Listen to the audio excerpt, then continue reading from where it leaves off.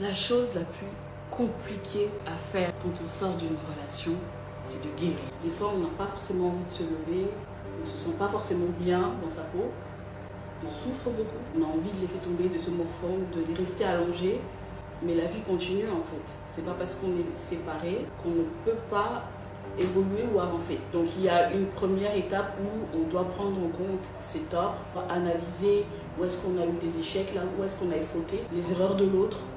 On doit voir aussi ses défauts, on doit les accepter. Peu importe ce qu'on a eu à faire en bien ou en mal, lorsqu'une rupture arrive, c'est que ça devait arriver. On ne peut rien y faire. Si on n'avait pas à se séparer, on allait rester ensemble et essayer de voir ce qui allait se passer.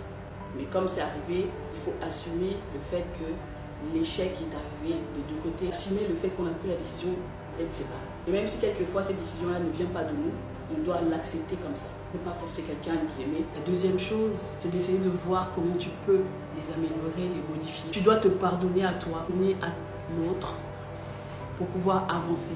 Vous serez soulagé après. Il faut se soigner. On n'en parle pas souvent, mais c'est très important. Une visite chez un psy, ça révèle beaucoup de choses en positif comme négatif et ça nous aide aussi à traiter là où il y avait un souci. C'est vraiment primordial. Je pense qu'on est beaucoup à souffrir et à se dire qu'on n'a pas besoin d'aide, alors que si un psychologue est mal vu.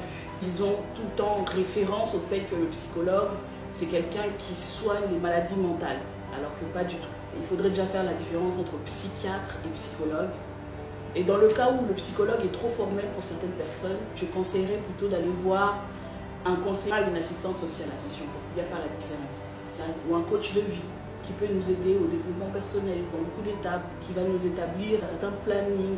Cette personne-là, c'est une personne aussi différente et qui n'est pas forcément dans le cadre de la médecine, qui sera un peu comme un ami, un confident à qui on pourra s'ouvrir sans pour autant que nos secrets soient divulgués. C'est une étape cruciale pour guérir de ces traumas. Qui sait, peut-être que vous allez vous découvrir d'autres qualités et d'autres défauts enfouis. Et puis il y a la troisième étape, on doit s'aimer, réapprendre à se voir autrement, arrêter de se dénigrer, arrêter de se dire que c'est un échec.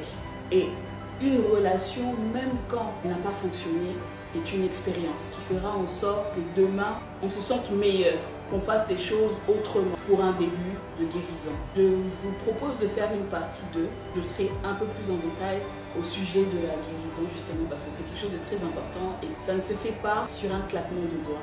Prends du temps. C'est facile à dire, mais pas facile à exécuter. N'hésitez pas à sortir, à vous divertir, à faire des nouveaux projets.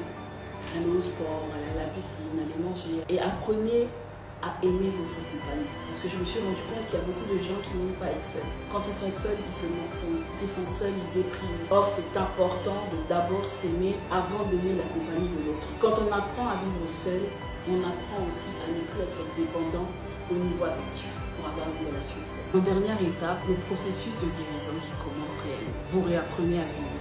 Vous reprenez goût à beaucoup de choses que vous aviez perdues. Petit à petit, vous oubliez, vous recommencez d'autres souvenirs, vous passez à autre chose, vous tournez complètement la page. Quelqu'un avait besoin de l'entendre aujourd'hui et je suis là pour vous le dire.